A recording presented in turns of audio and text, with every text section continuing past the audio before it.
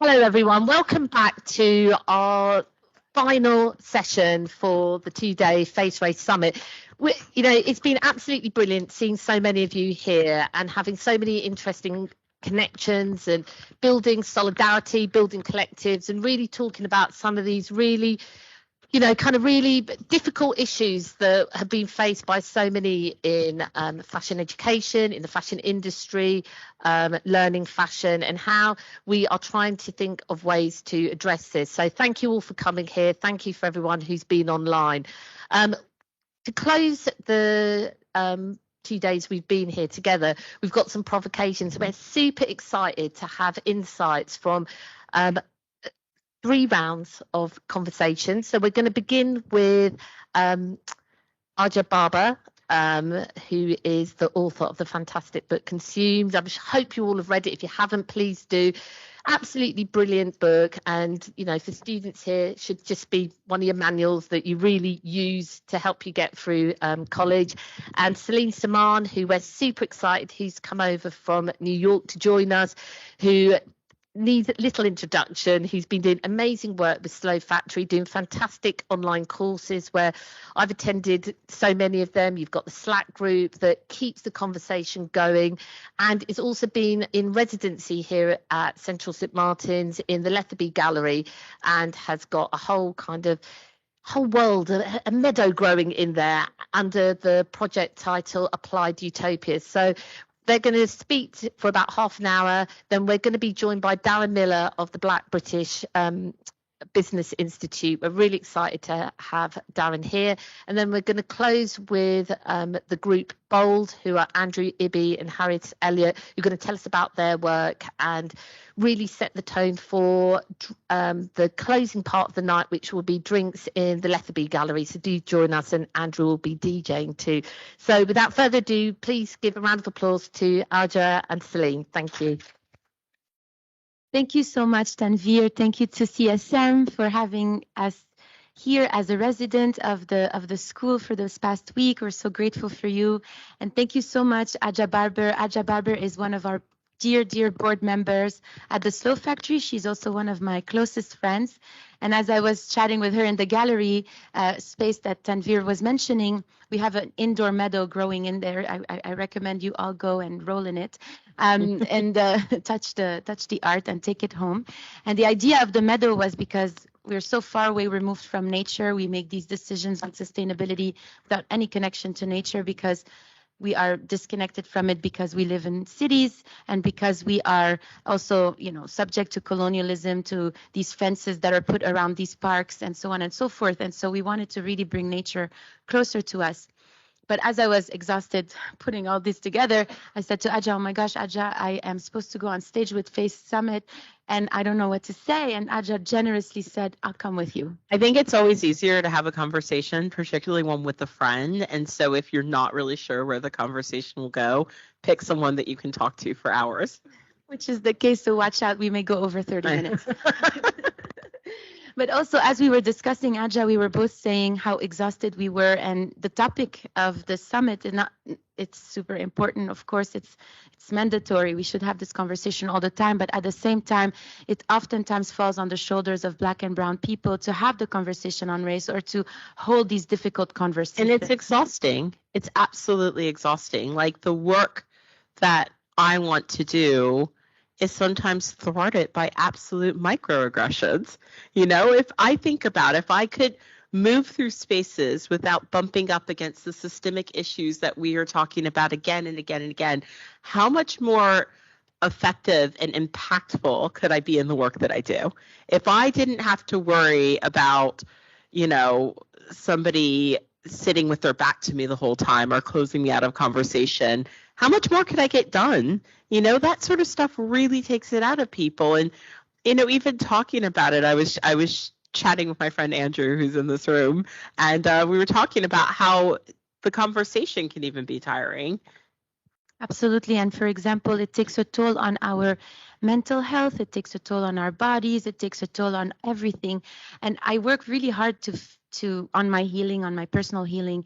And I tell myself, I'm not a victim. I'm not a victim. I'm not a victim. But I can't help but feel like I am sometimes because I have to work 3 times as hard as my peers just to be not even considered, because I also, like, I agree with you. Over deliver a lot. Over deliver and underappreciated for so many things. And the sad part is that it's also a microaggression to be discredited. It's a microaggression to be erased. It's a microaggression to be purposefully erased from a conversation. Or as you were saying, this week even, you were voluntarily being ignored by a white peer that knows very well who you are, and that you've purposefully blocked on Twitter because she's been very, very racist towards yourself, towards others.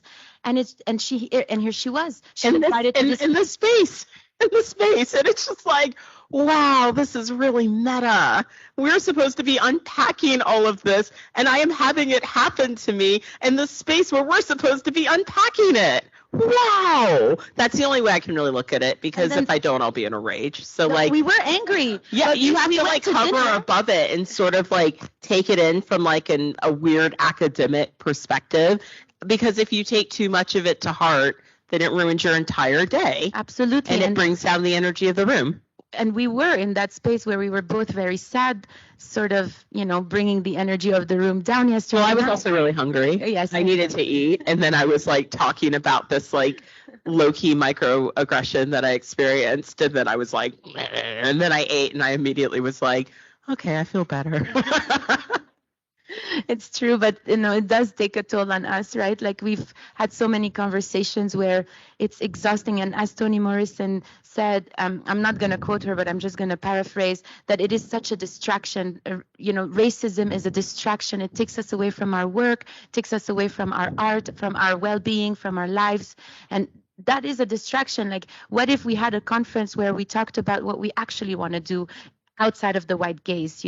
How are we outside of this gaze that constantly puts us in the box of you're too much and you're trying too hard and this and that, and so that's what we wanted to discuss. Or even like conversations about like, I tend to be very, very I don't throw around the word decolonize, right? Because it works in certain specific incidences, and I'm very much aware of taking up too much space in certain conversations.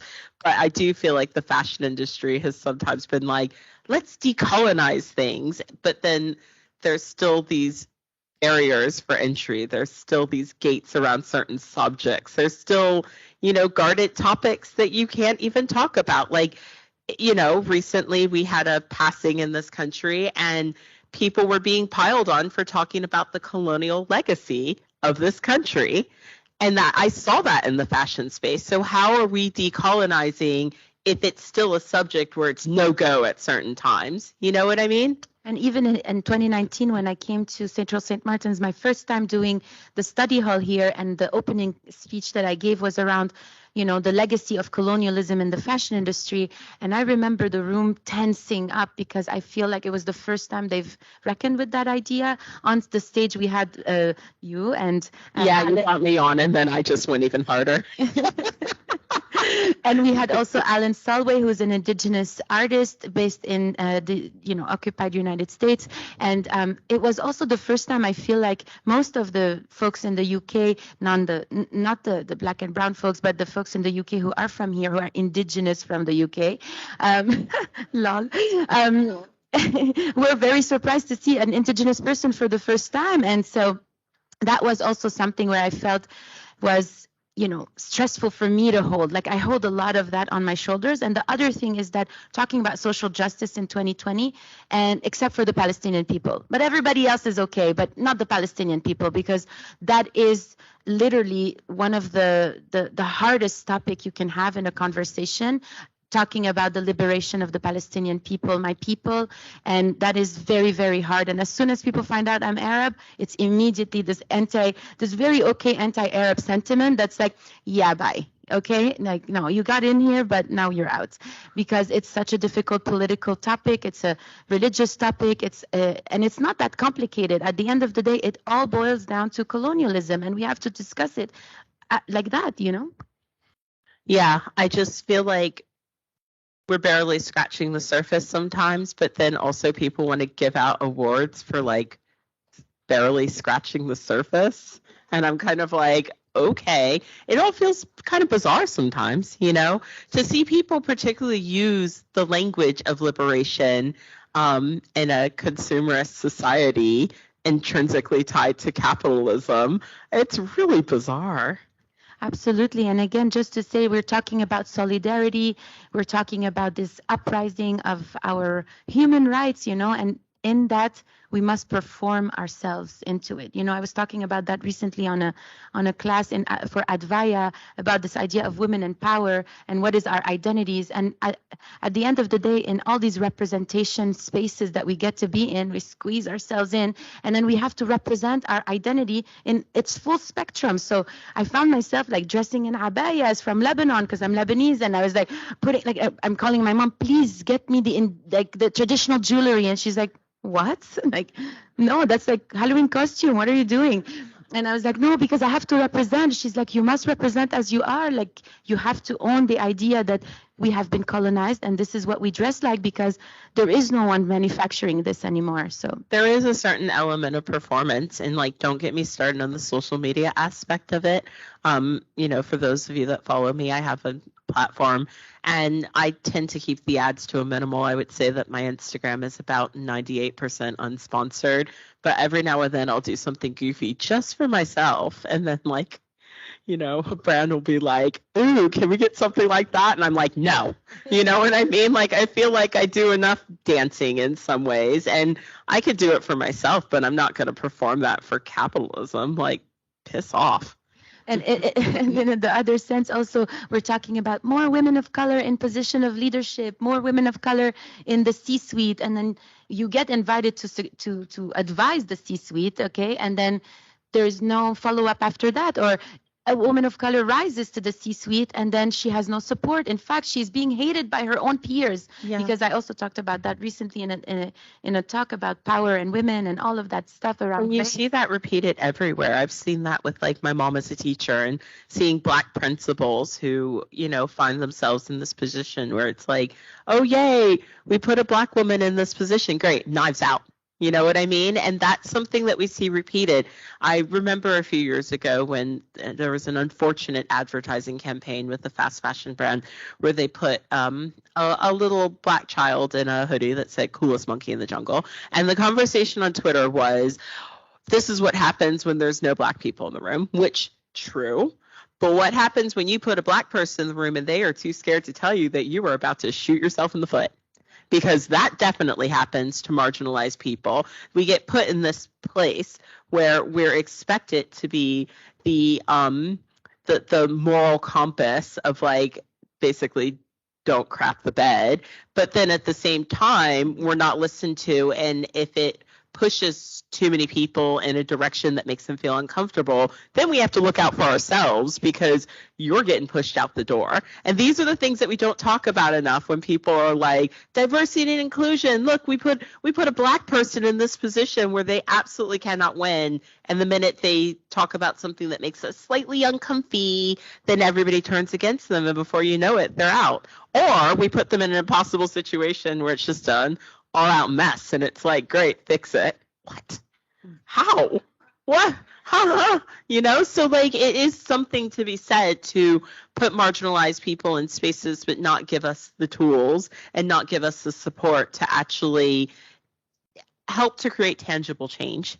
Because at the end of the day, as we know, racism is the water. That's the system. It's all in it. So, yes, you're going to put someone in there, or you're going to invite someone at the very You're going to invite Soul Factory and then tell us that we're way too radical. Exactly. Or I was just going to say about like inviting us too late in the process, where we're like, you're already getting white people talking about indigeneity. Okay. You're getting white people talking about, material science. Okay. And you have 3 Black people talking about race. Okay. But I know Black people who are talking about indigeneity because indigeneity is also Black. And I know, indigenous people who are talking about material science because material science is indigenous, So why are we just in a secluded sector. It was like, okay, you guys talk about race. Or when I would be invited, you talk about colonialism, talk about colonialism.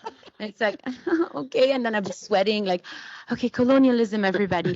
And it's unfair because we have so much more to give. We have so much creativity, and most of our creativity comes from our ancient wisdom, our ancient knowledge, and then here we are secluded in a corner. Fix it. Okay? Yeah. And no, it can't. I can't. Yeah, totally. And actually, when we call each other, because I live in New York, she lives in London, this is how it sounds like for hours. Yeah, no, you're literally listening to one of our WhatsApp voice notes right now. And then we would just vent because it's so important. And recently, Slow Factory has partnered with a dance company called New York Live Arts, and it's run by Bill T. Jones, who is this 70-plus-year-old Black gay man who has changed the narrative on dance, on contemporary dance, which is a very wide space, okay? And he has worked so hard to just be seen as a contemporary of so many white dancers that are, you know, I mean, I don't know. Contemporary dance is not, I've never been in that space. Contemporary dance, I'm ballet, and ballet is still white. No, I took my kids there and they're like, oh my God, what are they doing? And they're just like flipping around on the floor, acting crazy. And then my kids were like, I do contemporary dance. I'm like, yes, it's free form. But it was really like out of the box, like out of like very, very unusual performance. I was like, okay. And long story short, in working with them, he was saying that he's worked so hard and he sees us like the Slow Factory. And what he really loved in working with us was how much of the underdog we are in our space, because he is also still like he's constantly fighting so hard, and yet we get this much of recognition. And he, anyway, we rant also when we meet. So And so in the space of fashion, I don't know, you know, we're talking oftentimes about, again, as you were saying, decolonizing, and it's always... We can't be using these words if we're not going bolder. That's really it. Like, using the language, and maybe that's just the system of capitalism, is that everything gets turned into a commodity of lukewarm nonsense, essentially. But I just have found it extremely frustrating to be invited on, like, I don't do the panels that start with like decolonize, but then like the sponsor is like underwritten by someone who is still colonizing the land and resources of people in the global south. Like, what are we decolonizing? You know, so yeah. But all that to say is that it's intergenerational, right? Like it's intergenerational. We have people in their 70s, people that are young, like we are all trying to break this mold that exists, this system. And when we come to fashion, we're hoping to go beyond the aesthetics, okay? We're hoping... And we're not the first ones to do it, and we won't be the last to be in this space either. We're providing the blueprints, the seeds, the experiments, like build upon what has been done. But we got to wrap it up, so we got to go to questions at some point. But state your sources. State your sources was my last point. State your sources. Because that's what I was going to say, is that it is intergenerational, and many people have done it before us, and we are doing it now, and many people will do it after us. So as you are building upon the work, please state your sources, because that is the way to keep the thread going. And there's nothing lost in that. I mean, we've seen, and I think we see that sort of like in, you know, cultural appropriation, right? Like taking a little bit from this culture, but not actually inviting the culture to be a part of the design process, or not actually, if there's no shift in power, then what are we actually doing that's different? That's really it. So like when people ask me what's the difference between like cultural appropriation and cultural appreciation, I'm like, is the culture that you are including, do they actually feel uplifted and included, and is there a shift of power? Because if there isn't, then it's appropriation. You know, it's sort of like I don't know, giving something to someone that they don't really want, that doesn't benefit them at all, and then asking them to be grateful. One of the things I talk about a lot is like gifting. Every holiday season, I'm like, stop buying people presents they don't want, because we have a waste problem. But anyways, yeah, we should wrap it up and go to questions. Great. Wow, 30 minutes went by so fast. Are there any questions?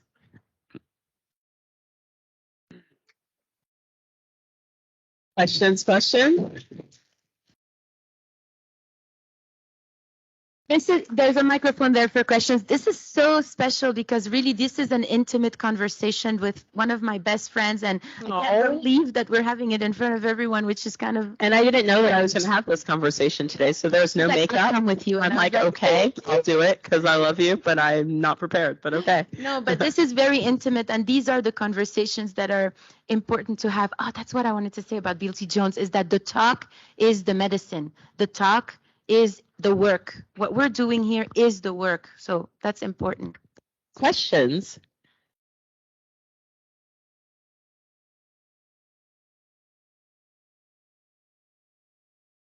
Oh, hello, I'm Céline. First of all, I want to say that was so incredible. I could sit here all day and listen to both of you. The question I had is, how can we be radical, restful, and regenerative in our collective liberation, which also centers disabled people? Because disabled people are the world's largest minority.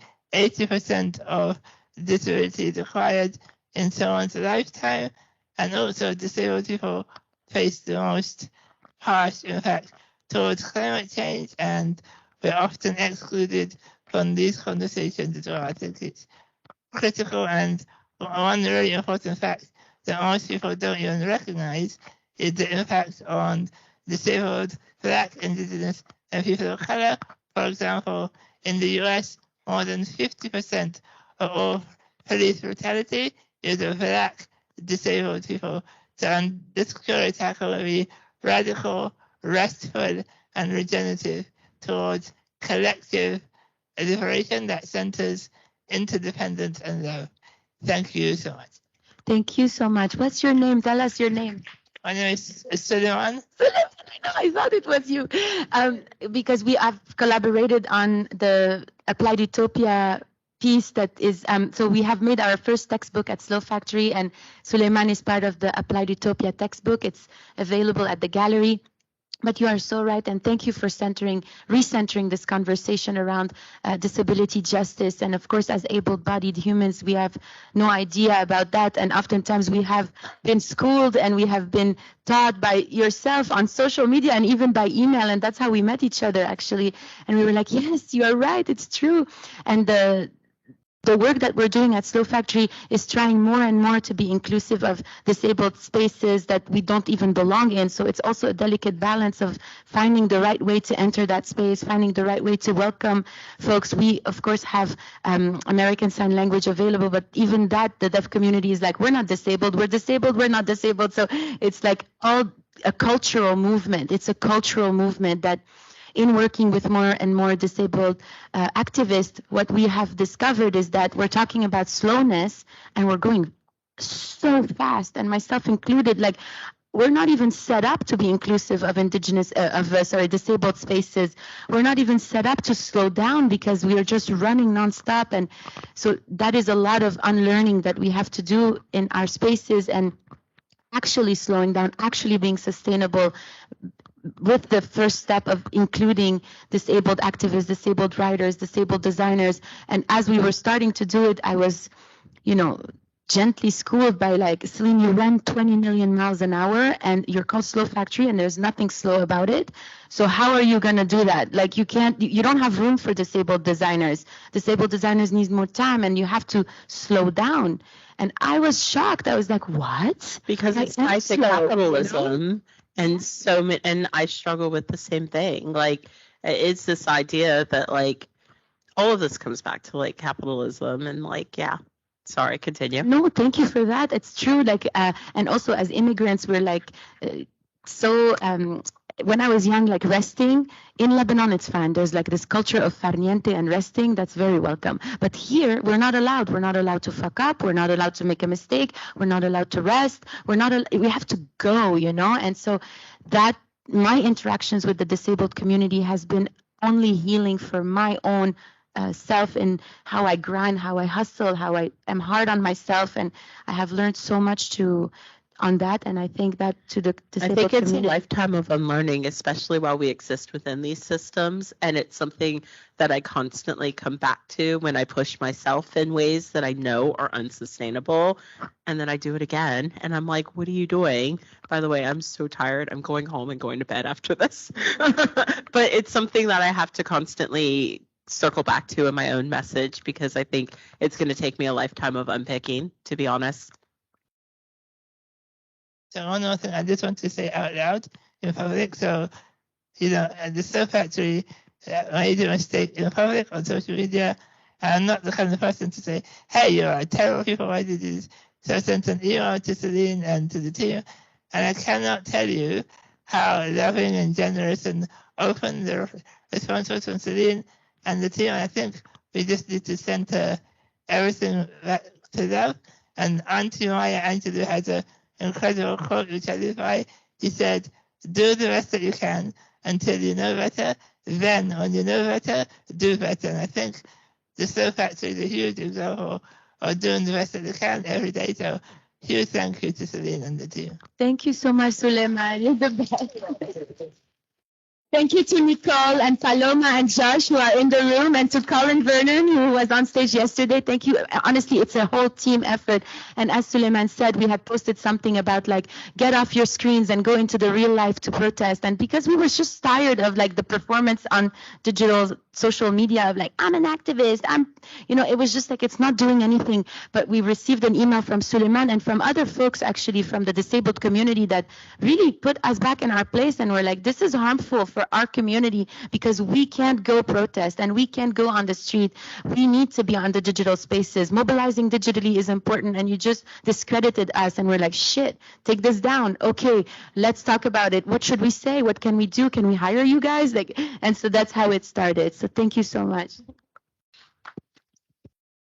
And we're out of time. Thank you so much. Thank you for having us.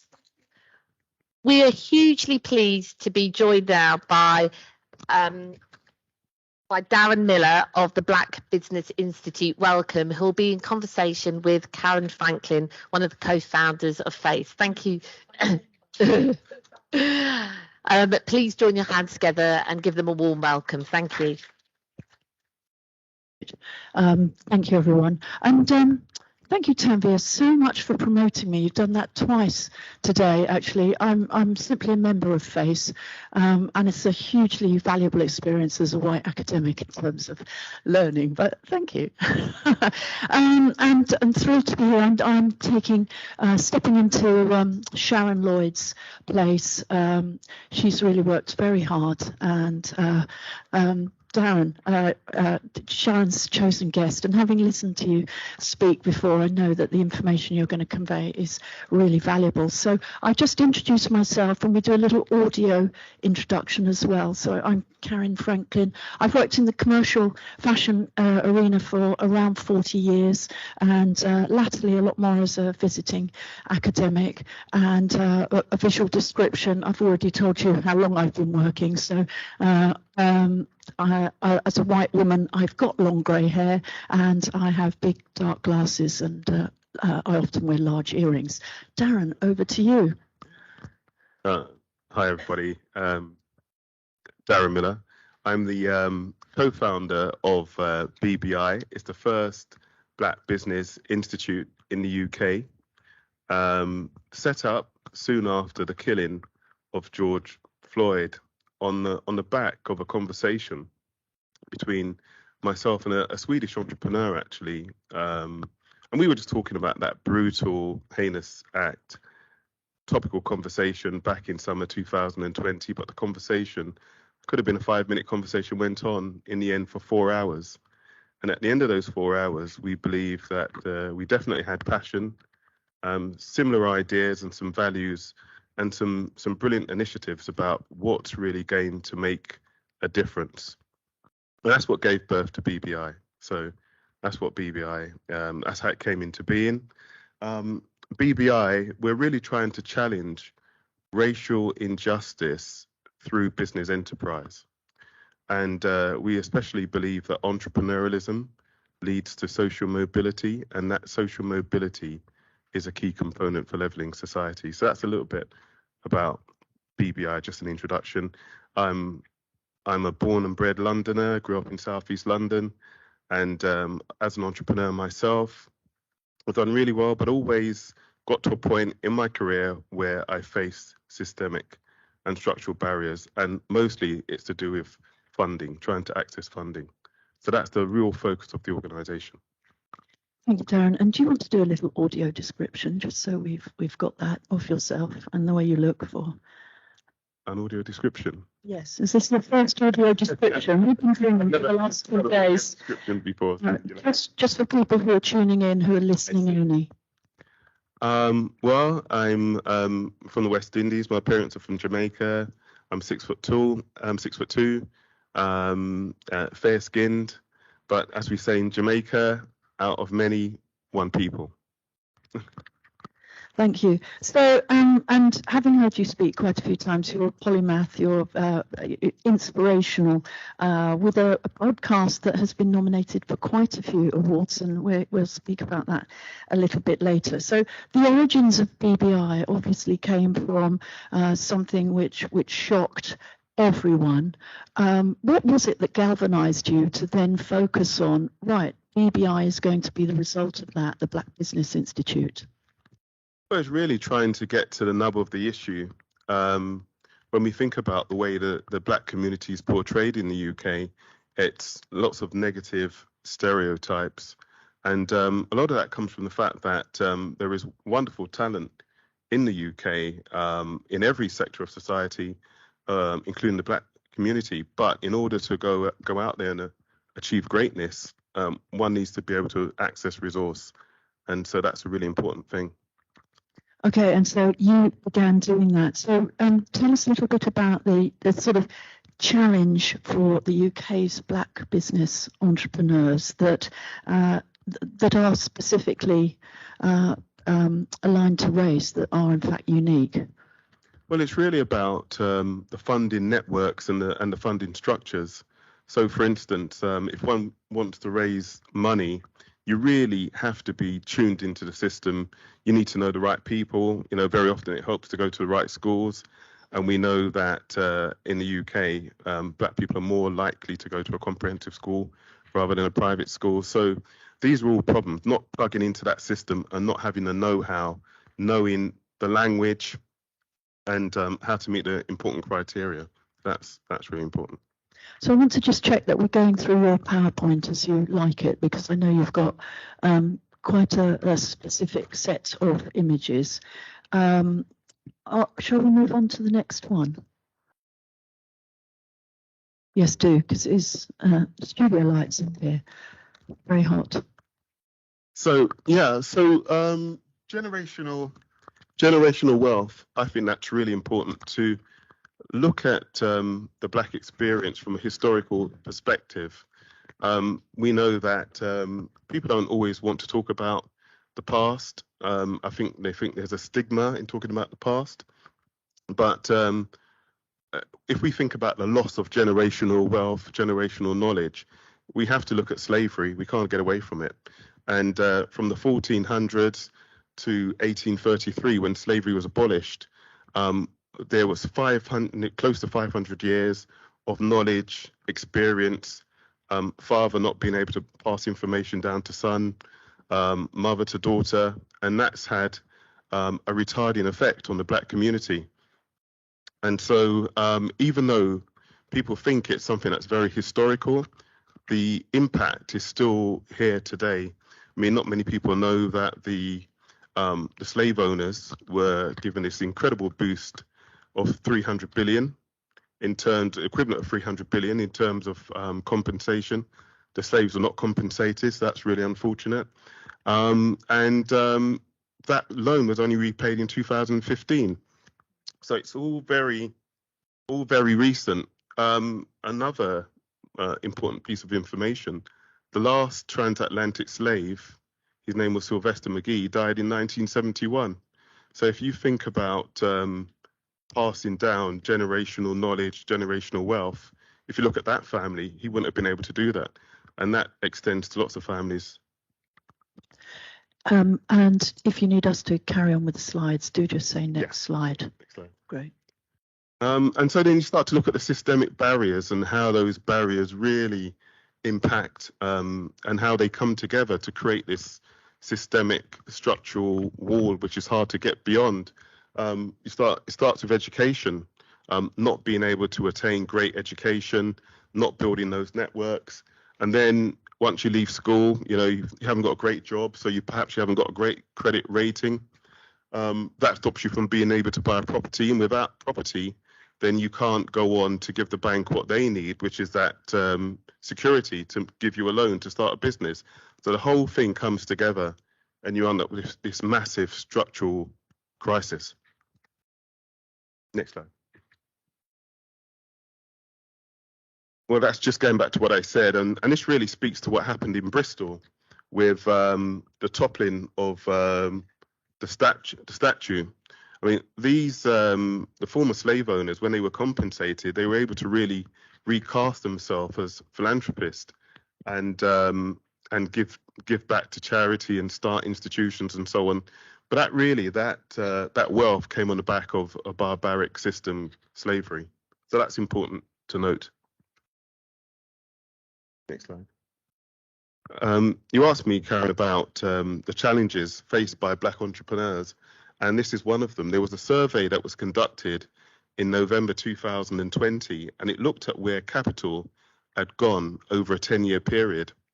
And when they looked at all of the different groups that received funding, and they looked at Black entrepreneurs, they only attracted 0.24%. That's the funding they managed that went to Black entrepreneurs versus others. If you can go to the next slide, and you can see all the various groups and versus the Black community. The survey revealed that there were 38 successful entrepreneurs, and they got the equivalent of £36,000 each per annum over a 10-year period, which is hardly enough to start a meaningful and successful business. So that's really important to note. Next slide, please. But I mean, there's, since the killing of George Floyd, there has been focus on diversity, equity and inclusion. But the equity is the really important part, because equity is about recognizing the journey of the individual. It's about recognizing we all have different starts, and when comparing person with person, it's a little bit like in a race. If you look at when people line up for a race, they don't line up. The race is staggered, and the reason it's staggered is to take account to make it fair and to make it even. So equity is really important, and often that's not taken into account enough. And it's this sort of entrepreneurialism that you believe leads to the social mobility that we all desire. So those specific areas of focus for Black entrepreneurs are what? Do you mean in terms of the businesses they focus on? Yes, in terms of their process to succeed. Well, very often Black entrepreneurs end up being entrepreneurs because they haven't been able to sometimes succeed in a corporate structure, in a company structure, and it's frustration. Out of frustration, they leave. They hit a glass ceiling. They know they can do so much more. They have incredible ability, but the systems and structures are not allowing them to fulfill their potential, so they leave. And so very often it's true, they haven't had any formal training, but they have a natural ability to be inventive and to recreate, and that really impacts in every sector. Is multidisciplinary. I mean, you've got incredible entrepreneurs in technology, in fashion, in beauty, in health, food, you name it. So there isn't any particular area where there's a concentration, but there is growth in all sectors.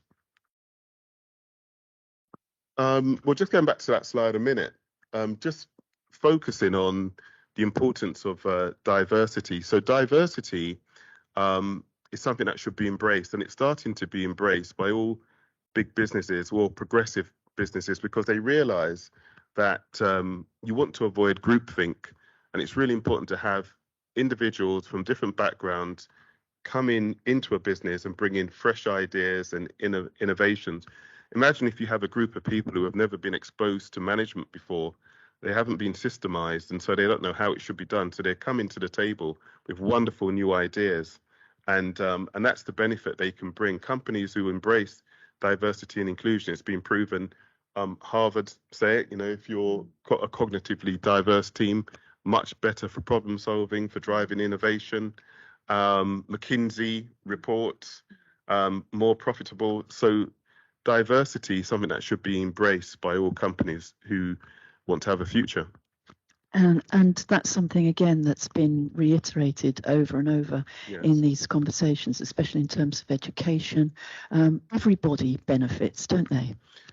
They do indeed. They do indeed. And what we try to do, at BBI, we try not to have a cancel culture. We try to embrace, understand that people are coming. It's a broad church, and it's full of sinners, to be quite frank. These are some of those sinners. I mean, these are the people that have come forward and they've said, okay, we love your message, we like what you're doing. We've got people like the Financial Times have been amazing, Coutts Bank, the V&A, British Fashion Council, British Beauty Council, all of them, one way or another, are lending support to ensure that we can chart a different path for the future. And have you found that there have been unexpected names? One could predict. I think they're all quite unexpected, to be honest, because if you think about the Financial Times, one might expect that to be the Guardian, but it's not. It's the Financial Times that came forward and gave us practical support, gave us a budget, a six-figure sum that we could use how we saw fit to advertise our initiatives. So yeah. So tell us about the initiatives that you're working on. Well, if you go. So these are some of the partners that are powering what we're doing, and rather than just talking about what should be done, and we're beyond talking, we are trying to put practical initiatives into place that really transform and drive, make a difference for entrepreneurs. I mean, and the way we've adopted, the stance we've adopted is what we call a win-win strategy. So we know that, and I was saying to someone just today, if you look at it's Black History Month, and there are so many companies that I've spoken to, well-meaning companies, who didn't even realize it was Black History Month. They're not celebrating it. They don't really acknowledge it. And so what's going to keep them interested?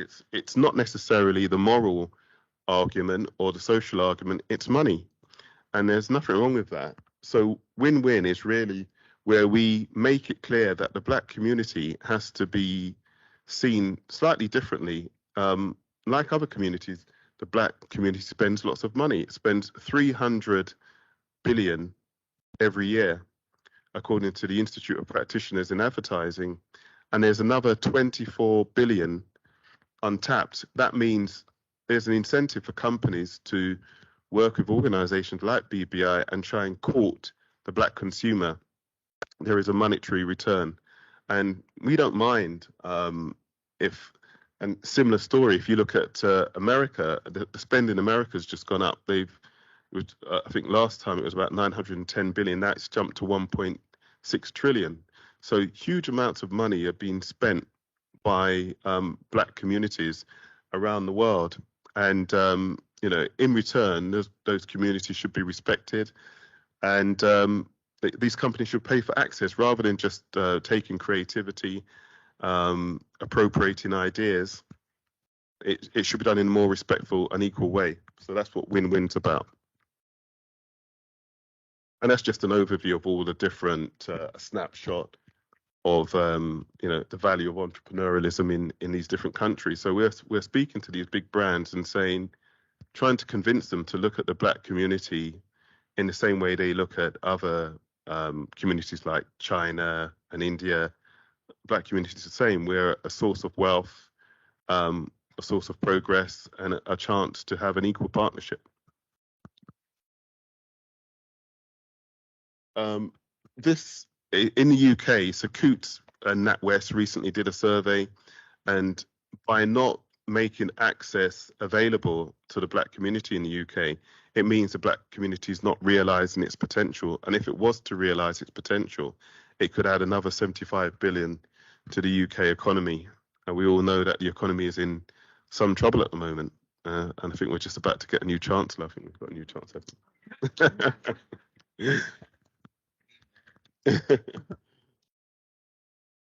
So throughout the 2 days, clearly there have been catalysts, and the murder of George Floyd sort of pulled focus for the world on racial inequality.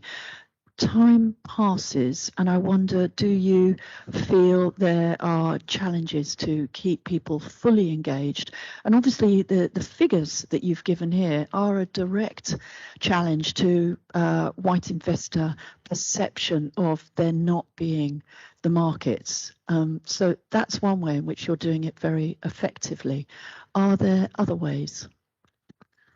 Well, yes. I mean, we want to realise the potential, the deep reservoirs of talent in the UK, and we want to give people who have been overlooked a chance to make a contribution.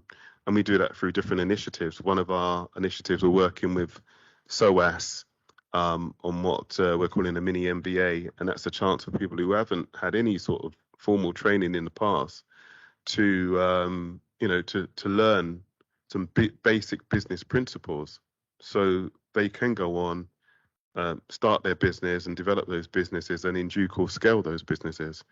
But this is a few of our initiatives. So we have a podcast. We launched it last year. The very first episode was the story of Christo Brand, and I'm not sure if anyone's heard of Christo Brand before. But Christo Brand was the jailer that looked after Nelson Mandela for the last 12 years of his incarceration until he walked to freedom. And it's an incredible story, because Christo Brand wasn't to know that Nelson Mandela would walk from prisoner to president. I mean, it sounds like something out of Hollywood. And but he did.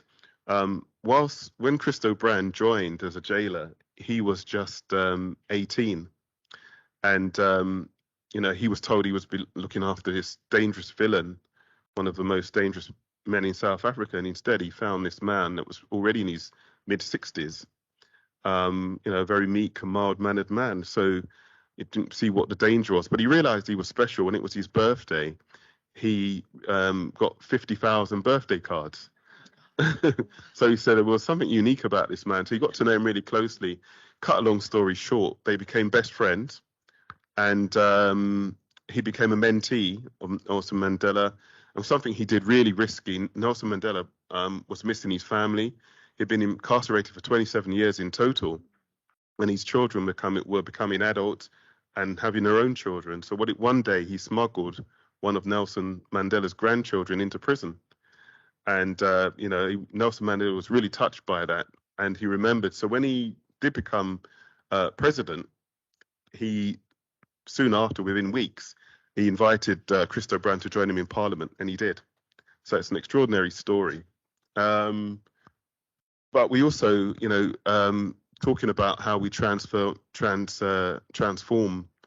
fortunes, we're working with Sotheby's at the moment on something called Brilliant and Black. So what Sotheby's did last year, they got behind black jewelry makers.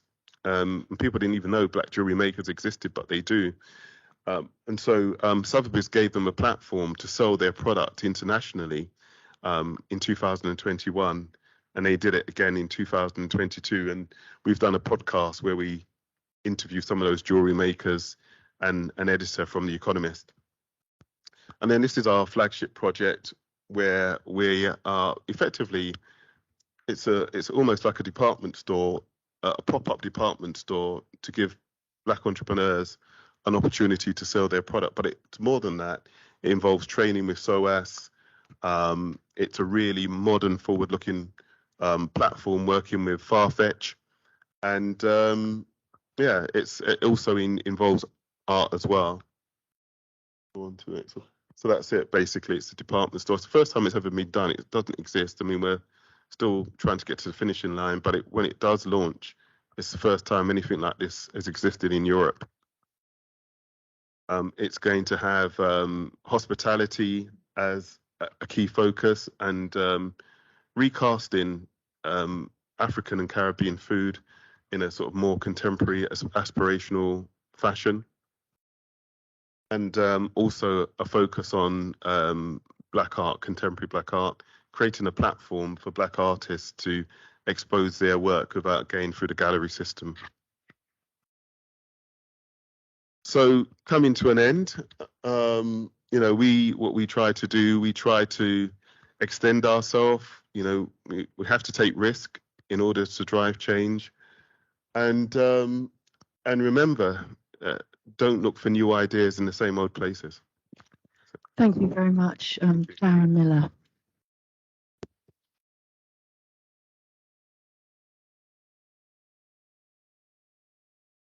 I think we might have a brief moment for questions. Has anybody got one for Darren?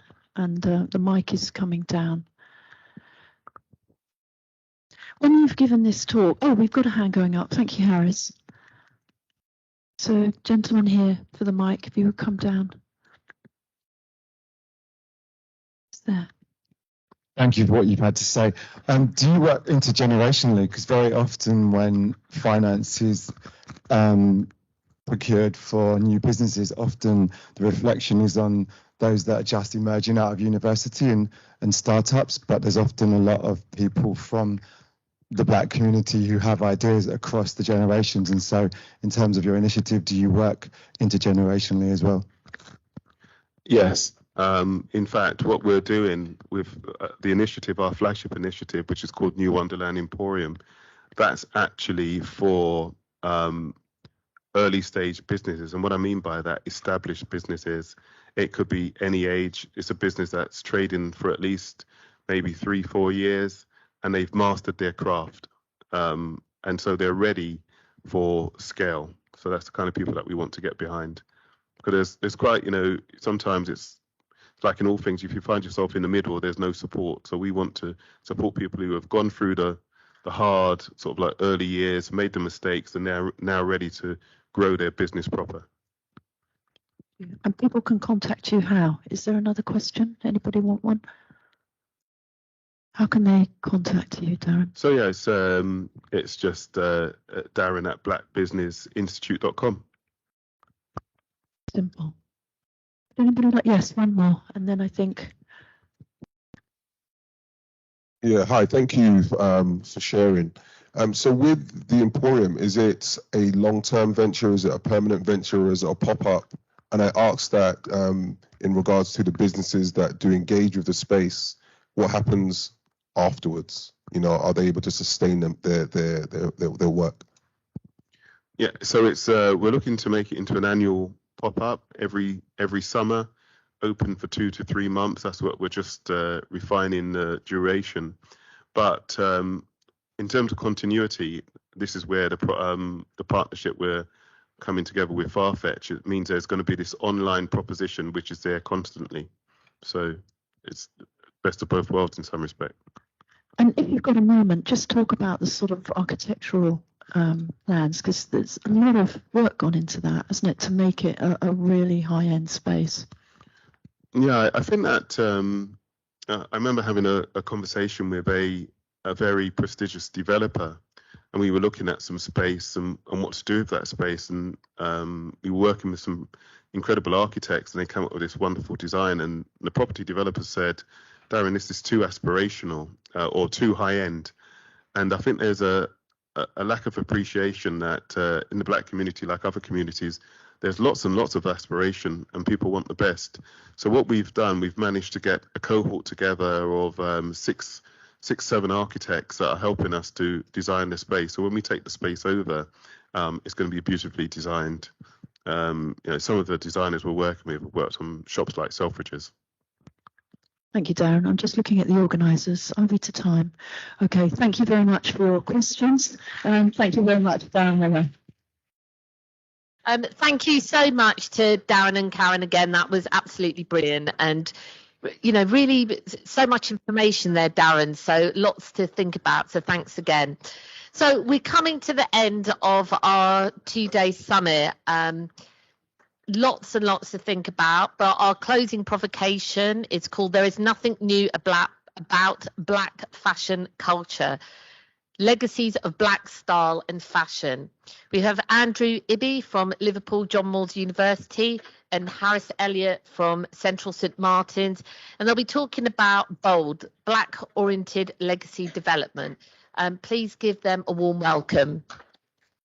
It's not only the two of us, there's also Francesca Lake and Amina McConnell. Okay, so amazing. That's the first thing I'm going to say is absolutely amazing. The summit's been incredible. So many new things to think about. So many new provocations, call to arms, actions.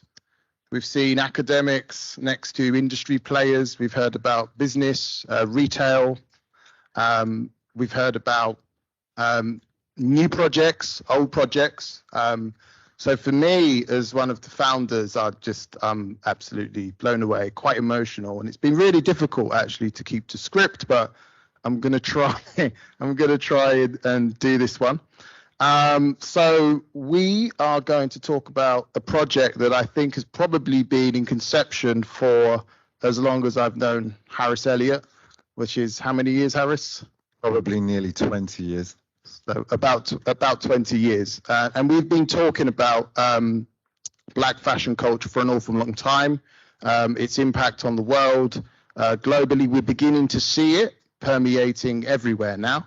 But this is actually quite an old conversation. So post George Floyd, I had a conversation with the British Fashion Council and specifically Caroline Rush, actually.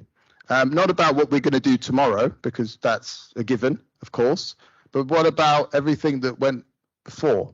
You know, what about those stories and narratives that we don't know about? You know, have we given enough thought to our contemporaries, the people that paved the way? And we've called this the missing thread. The missing thread is, as I say, an exhibition that myself, Harris, and Jason Jules, a writer, has conceived, and will be at Somerset House in autumn 2023 and run till 2024. It's a big project, and it really charts that space that's kind of missing from our narrative. So, you know, let's say from kind of 1975 to around 2005, all of that period where Black culture, Black style culture, fashion, art, politics, created a foundation for the voices that we're seeing now. So I have Amina, who's a researcher on the project here, and Francesca, who's a new voice. I just heard Harris talking about intergenerational conversation. So that's one of the things that we're really interested in, is filling in those gaps so that we can all understand how this jigsaw puzzle that's been lost and missed, because many of our voices were restrained, let's say, if not cut out of the conversation. You'll see a quote here by Joe Casely Hayford. Now, I'm guessing that most of the people in this room would know Joe Casely Hayford. Yeah? I only heard two. Put your hand up if you know Joe Casely Hayford. Okay, right. Amazing.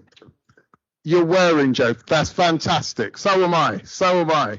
So for me, this is a really important point, is what was missed. This room I can see is full of people with a great mixture of faces. I would expect us to know Joe Casely Hayford. But in other spaces, actually, there'd probably be one person. It might be someone like Tanvir, who's a historical or contextual senior lecturer that would stick their hand up. Everybody should know about Joe Casely Hayford. So Joe said, in the limited vision of white society, to unapologetically acknowledge my blackness is to diminish my professional role and social cultural contribution. And you imagine he said that in 1994. Okay, that's a long time ago.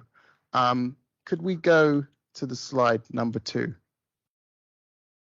That's my introduction. So I'm going to talk, I'm going to hand you over to Harris, actually, to just talk a little bit or to elaborate on what I've said there.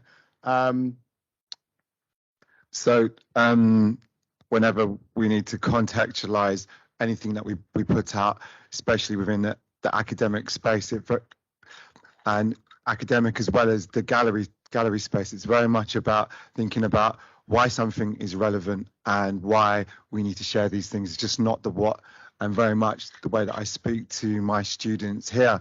My question is often the why to them. And so why now? We all know why now. We know it's the reason why now is because this story's never been told before, and how we're referencing off and inspired very much by Joe Casey Hayford, and Joe and his wife Maria, who have ran the house, and we start 1975, and their journey started at 1975 at Central St Martin's. So this institution is very instrumental to that story and to that legacy, but that story hasn't been told or referenced by this institution in that way. And so in that moment that we've got this cover from British Vogue from earlier this year, the fact that Edward is at the helm, Edward Enninful is editor-in-chief of now not only British Vogue, but many of the Vogues around the world, the fact that he holds that position. And I also just wish to reference the fact that he doesn't only hold that position because it's topical or trending to have a black face at that title, but he was previously at W magazine, one of the most influential fashion magazines, which is based in America, and he increased the revenue of W magazine by 12%.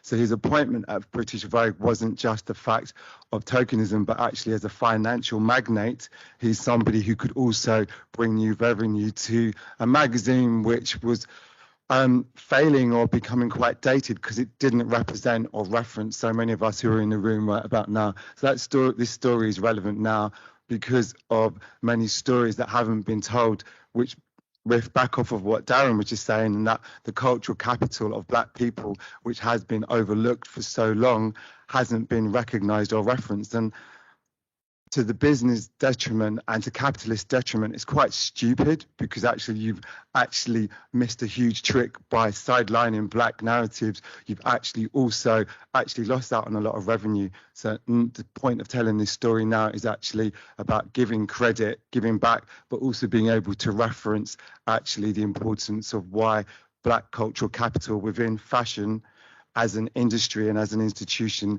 needs to be referenced today.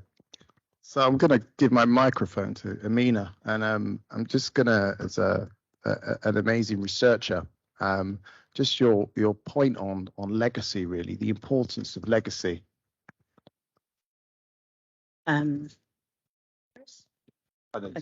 thanks, Andrew. Welcome, everyone.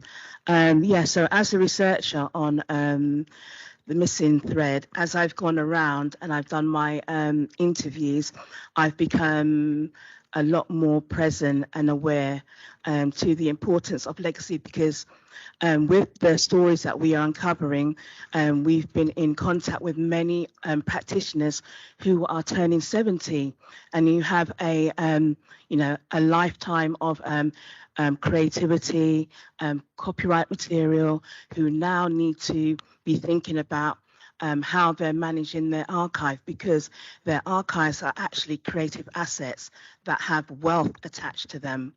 And for me, I really feel that legacy, when we're creating and we're making, begins at concept level, because then you're thinking about, okay, I'm creating this piece, I'm going to show it here, I'm going to go into a contract with the institution, but how am I managing the copyright on that piece of creativity that I've created? How am I, as I get older, archiving my work and ensuring that the copyright is managed effectively when I pass on? Who am I passing that copyright to? Am I taking my archive to an institution that is going to make my work visible when I'm not here, but also the wealth that is extracted from that copyright by the institution. If it's not managed effectively, it doesn't go, the generational wealth does not pass to your family. It stays with the institution. So for me, through the research that I've been doing on this project Legacy, is just as important when we are creating, to be honest. It's something that we really need to consider. And, you know, coming to do this talk, I was thinking that if any of us are in contact with elder practitioners who we know have a body of work, we need to start talking to them, because we know some of them are straddling, you know, being born in an analog generation with then dealing with technology. And, you know, with some of them that I've spoken to, I've asked them, do you have an archive plan? And to be honest, the answer has been no, you know. And then when we engaged in the conversation, of course, it becomes overwhelming because it's a lot to think about. But I would just encourage us to start talking to practitioners that we know, that we treasure, and we know have a body of work, because, you know, their wealth is locked into the legacies that they'll leave behind. So that's what I wanted to say on that.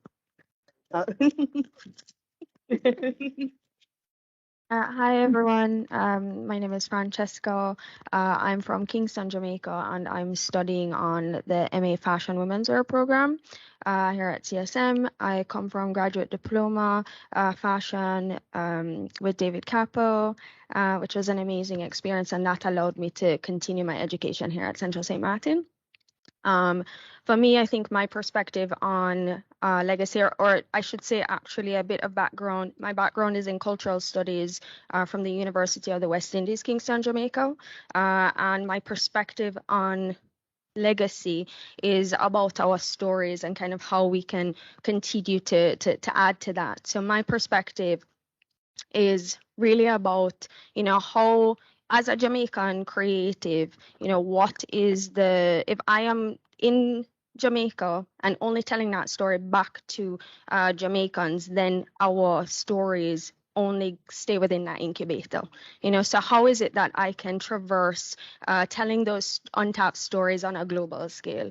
And for me, a big part of the struggle is that being a Caribbean designer or an artist that has something to say, it's been really, I never had an example essentially of how to navigate my way into this industry and being able to kind of tell those stories on to the world, so that it doesn't just stay telling it back to other Jamaicans. You're just telling them what they know or about their lived experiences, and how can we kind of spread that. So I think by me being here and kind of navigating my way through this kind of industry or this space, and wanting to kind of use my undergraduate and this idea of cultural experience and marrying that really with my lived experiences, I think it's important that I set a blueprint and an example for people after me of how we can kind of traverse our way through this industry.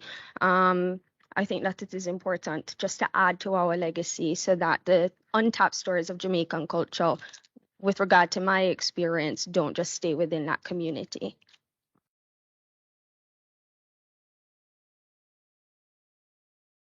Gonna bring in Harris. This slide says for real, right? And when we say for real, what we really mean is real talk. And when we start to talk about real talk, and we start to think about fashion and the excluded people of fashion, we start to really think about the impact of racism on many of our careers, many of our careers, and how we were kind of kept out of the conversation. Funding, if you ever have the opportunity to really reflect on someone like Joe, you'll realize that received no funding from the BFC at any time, was self-made, was a business that sustained itself and had no support from the industry, and continued to practice at the highest level. So when we really talk about the missing thread, we're not messing around. It's not going to be nice for some people to really reflect on how black fashion practitioners and artists, designers, stylists, photographers were treated during that period, and how many of our careers were curtailed, if not blocked. And I'm looking around the room and I can see people of that generation, and I can see their faces, because we did go for jobs at Burberry, and we did go for jobs at Mulberry, and we did go for jobs at Reiss, we did go for jobs at Donna Karan, and we did have these opportunities. We were treated really badly in Milan, and we're still going, we're still here, and we've still got stories to tell. So I'm going to ask Harris if he wants to add to that, or have I said enough? Maybe I don't think enough can necessarily always be said, and I think a lot will come out in the exhibition, and us working with the House of Casely Hayford and listening to some of Maria's accounts about some of the struggles that Joe had to go through, because very often within fashion we look at things through the tipping point of what we see through journalism. So we see the celebrated moments that are printed, or now those moments are digital.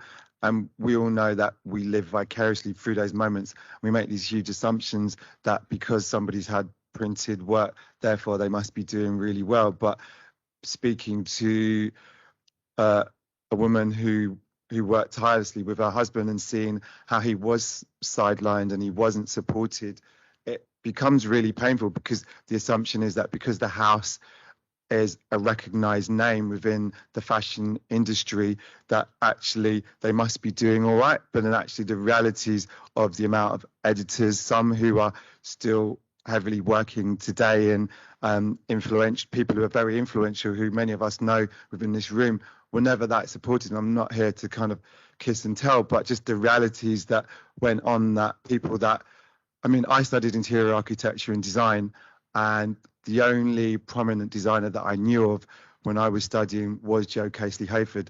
And so that quote that was at the beginning was off the back of a talk that Joe did at the ICA in 1993 with Edward Enninful. And it was from me coming back to London to be able to interview people for the dissertation that I was writing on black style. And so the icon, one of the few people that I could reference was somebody like Joe. And so the idea that we're telling these stories, and the whole process of doing this exhibition has actually been really cathartic and actually really painful. We had these long drawn out conversations, which essentially what we want to do is have a celebration about the contribution, but trying to get to that point of celebration, we still go through a lot of turmoil. And what is meant to be 1 hour meetings, the last one was 6 hours, so these processes are drawn out, and what will come through will be a really powerful exhibition that we can all actually hang our hat on or beside. But actually the process of going through this, essentially what is missing, to trying to dig that stuff up, actually becomes, as much as it's annoying, it also becomes quite painful. There's more missing than we believed there was to be missing as well. So these 6 hour meetings are because, you know, we unravel something. We unraveled a thread of women designers, for instance, in the 90s, black women. I mean, come on. Can you think of any? You know, go on. It's a tricky one. Monet, she's in it, don't worry. Jackie Rayburn's in it. Yeah. 2. Can you think of white women designers from the 90s? Well, we don't even need to start that conversation. So we're digging deep, and if anybody has people that are not on our radar, it's a tricky one. But that missing thread becomes even more missing, and it's how do we uncover those conversations? Because guess what? There were women who were black in the 90s who were designing, right? There has to be. There was. Yes. There you go. Welcome. So the real talk, and then this is the next thing, is the intergenerational conversations that we're having. So how does the missing thread impact tomorrow's thinkers like Francesca? and stars like Bianca, Nicholas Daly, Saul Nash, Martin Rose, slightly more established, but that intergenerational conversation. So how do we do that, Amina? So how do we bring Charlie, for instance, into the conversation? Charlie Allen. Well, we go out and talk to him, basically. But Charlie comes into the conversation because he actually represents a dynasty of creative excellence. His fantastic father had the foresight to make sure all his sons had a base in tailoring. So Charlie, Joe, I think Aaron's an accountant, but there's two others. Johnny. Yeah.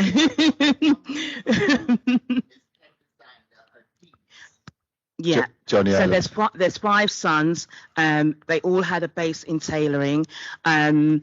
Charlie branched off, so he added, because he's actually a master of design, and he, to be honest, design really excites him. And I've had some really wonderful conversations with him.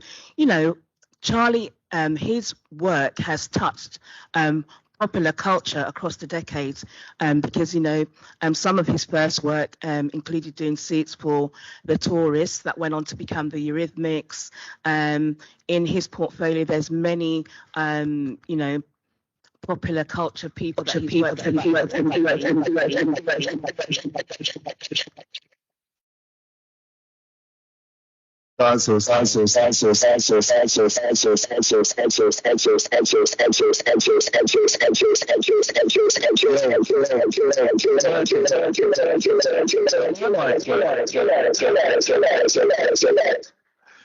Francesca, how important are these intergenerational conversations to you?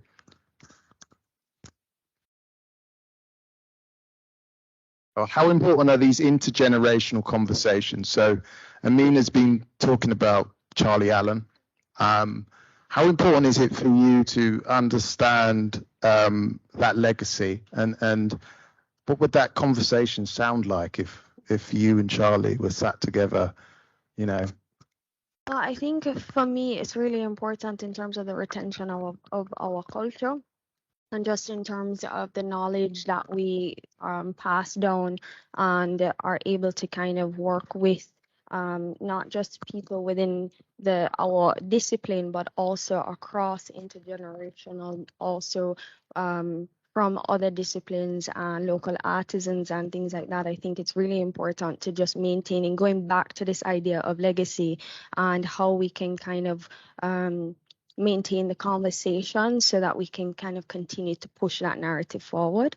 And by using kind of platforms such as We Are Face and working with different organizations that are there to kind of help to support us, I think it is important to maintain that communication amongst and across generations in order to push us forward. Fantastic. Have we got another slide? We do, don't we?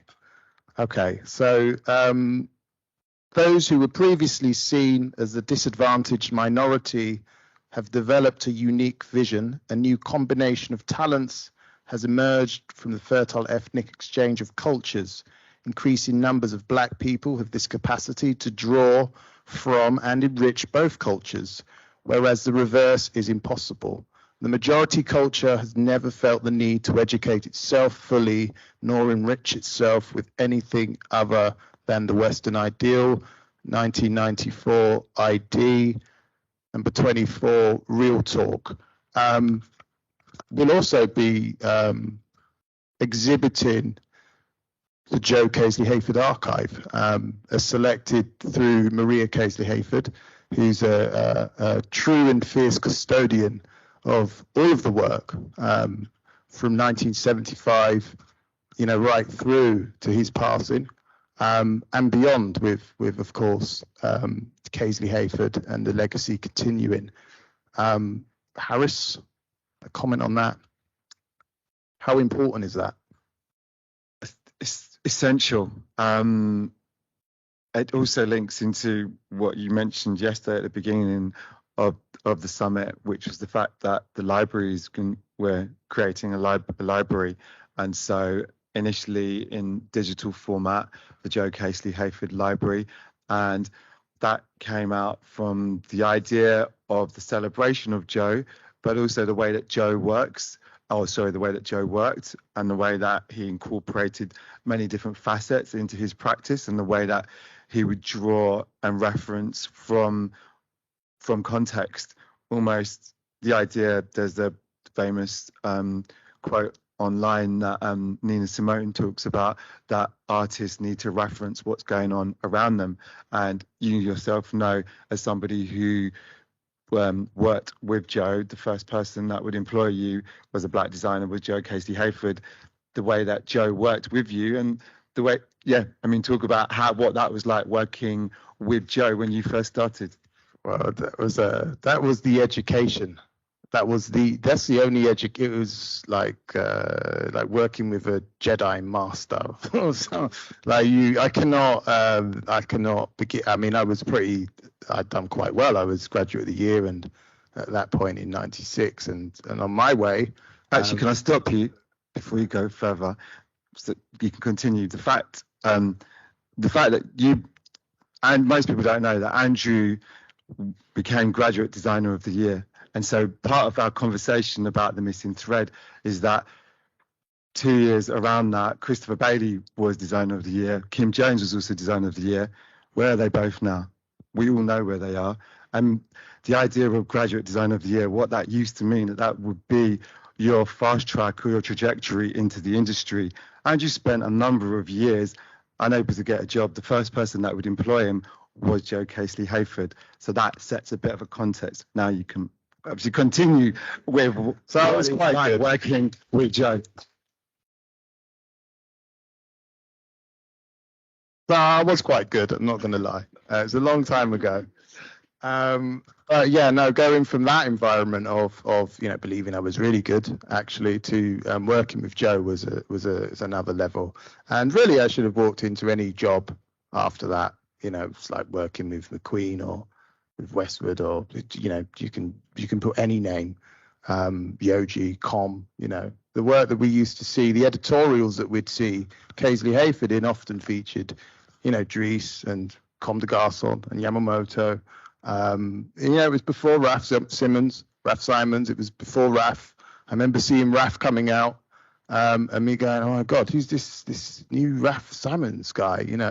A peer, a competitor. Joe went off to do Givenchy for Gives and Hawks, and at the same time we had Oswald with a very brief stint at Givenchy, but we're going to uncover some of those stories. Why did that one go wrong? And we need to know. So we're going to find out. So it's an amazing future-facing project. We'll be working with a lot of the new young designers, the new talent, producing new works. So, we don't want it to be a museum procession, very contemporary, very immersive. Time collapses. We can't be completist, as we say. We can't tell everything, but we can definitely reposition the importance of Black fashion culture.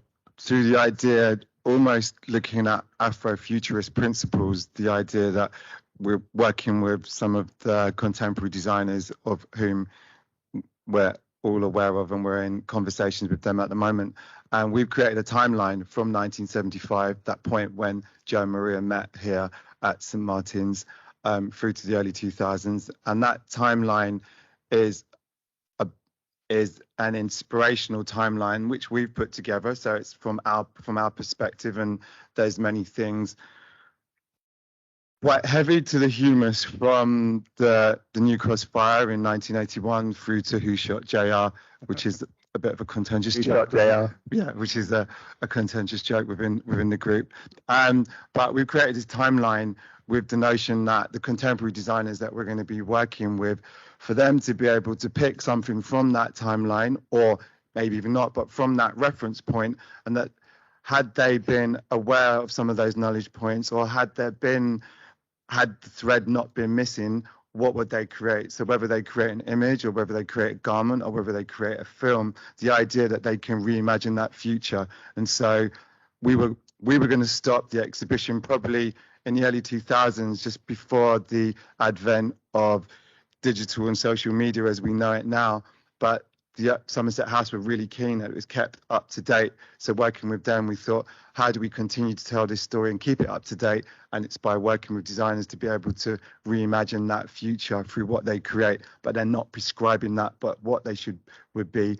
And the idea that from a cultural perspective, we've always worked on the fringes. So one of ours, we have a series of zones. One is nightlife, one is home, one is tailoring, one is performance.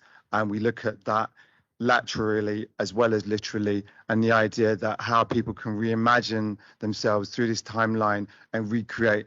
And as we had to work laterally, because we were often excluded from the institutions, our education system often came from the dance floor. It might have come from the church, it might have come from the community centre, it might have come from the marketplace.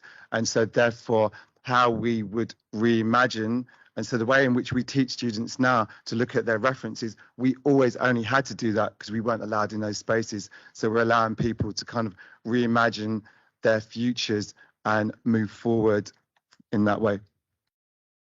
I think we've run out of time, haven't we? Oh, we got 15 minutes. We've got time for questions. Yeah, 15 minutes. We got 10 minutes. Sorry, I'm facing the wrong way. 10 minutes. So let's take some questions. I mean, it's we've obviously got some contributors to the exhibition, but let's take some questions. Oh, microphone, Manny. It's Manny. Manny needs the mic.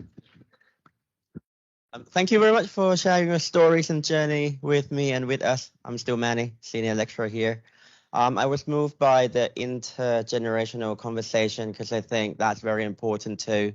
I just want to ask about the ingredients that would make that happen, because for me, I can talk from from a queer identity.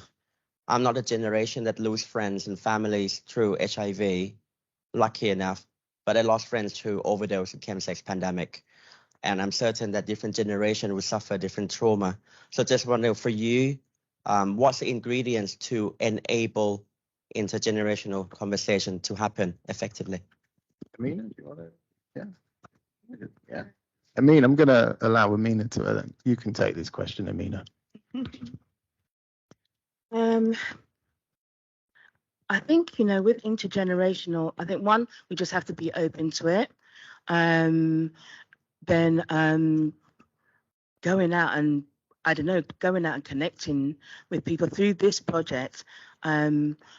I think because I naturally moved through an intergenerational community, it was easy for me, to be honest.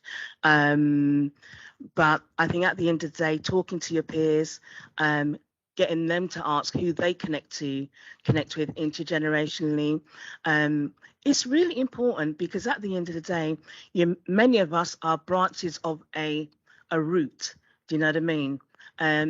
We're not the root, we're the branch. We've come from somewhere that connects us to our origin and our culture, and to families that we've inherited, that we're born with. So I think at the end of the day, it's reaching out further to your community, putting that word out, taking the time to make new connections as well, to be honest.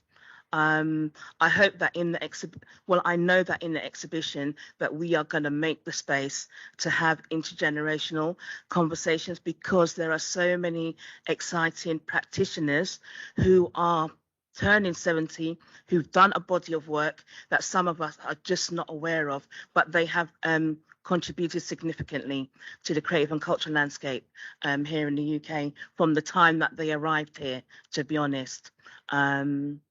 So I think it's reaching out as much as you can, really, and just being open to reaching out.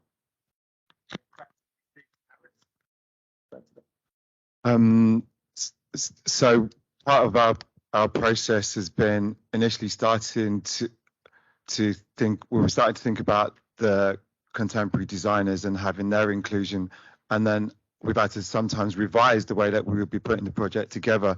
So as opposed to going through those that would garner more press, but actually starting to think about some of the designers who are actually missing and giving them that platform again to be able to be part of that contribution, because otherwise we just fall back into that trap of actually let's just herald and highlight those who are already gaining lots of press, but actually for us to be able to shed light by not only showing an archive image but giving them the space to be able to design something and actively be part of that conversation.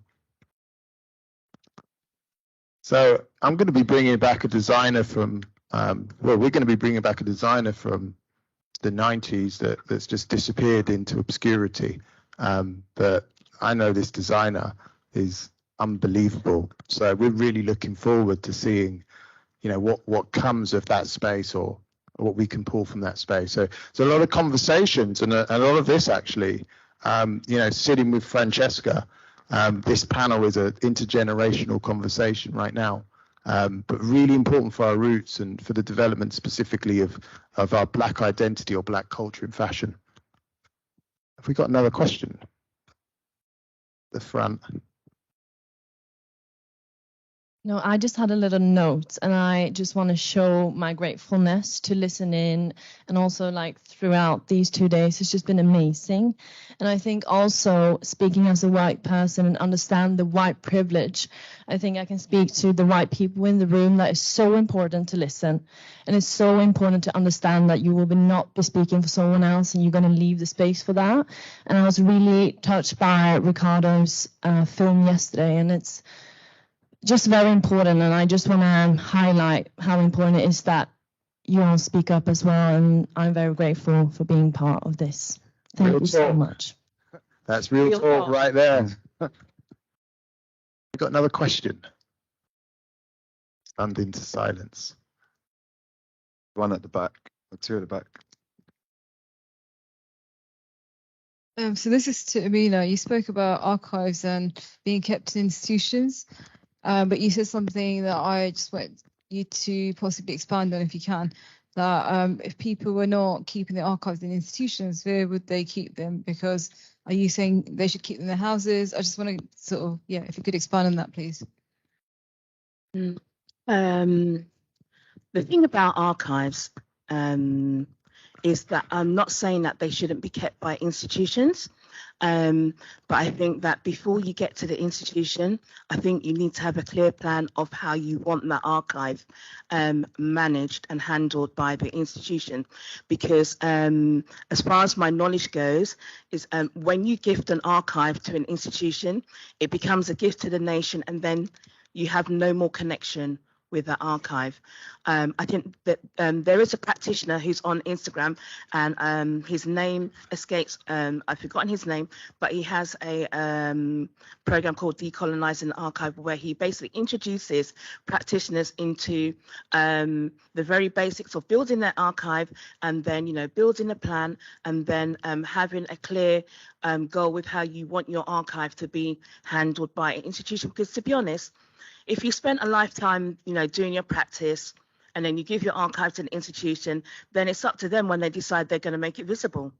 And then without you, the stories are lost, the connections are lost. So I think at the end of the day, it's progressing things forwards is a joint partnership between the person who's built the body of work and how they then develop their plan if they choose to put their archive with an institution. Of course, in terms of it being conserved, preserved, and then publicized, then yes, institutions can be the best place to put them. But I think there's other ways that people can think about managing their archives going forward. But I think the point that I was also really touching on was to think about the wealth generation that is attached to archives. Because I think in this time and this day and age, we need to think more closely about that, because the wealth is locked into the copyright, to be honest. Another question? Go on, Karen. Thanks so much, team. So much to learn there, and such key points about the wealth and the way in which that is has its own importance within the visuals and the representation. And I think that Tilda really did well foreground what the question in me was by talking about the importance of the visibility of the conversations. And this is clearly going to be a really important event, stroke show, stroke piece of education, and that it should have longevity, that I'm presuming that it will travel, it does sort of stay in the public sphere, but I'm also just observing that we have permanent exhibitions in the V&A which look at the history of European fashion, and that this exhibition has such importance that it does automatically suggest permanence. And I don't know if there's any thoughts you'd like to add. Harris! I thought you might do that.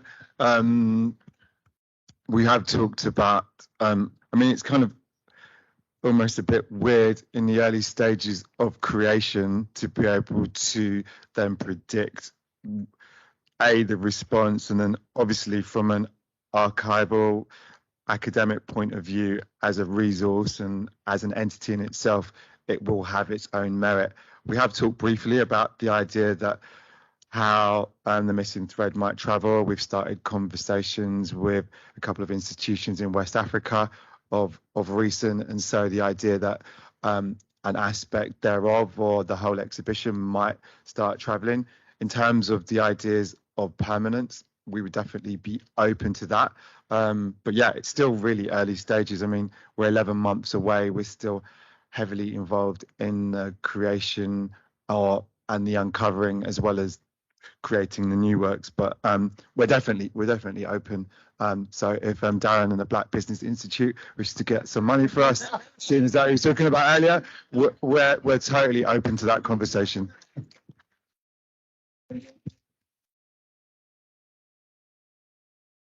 We've got time for another one. We've done that really well. Who's got a question? David. It's a really important one, Andrew. What's the first record you're going to play at the party? I've been figuring it out.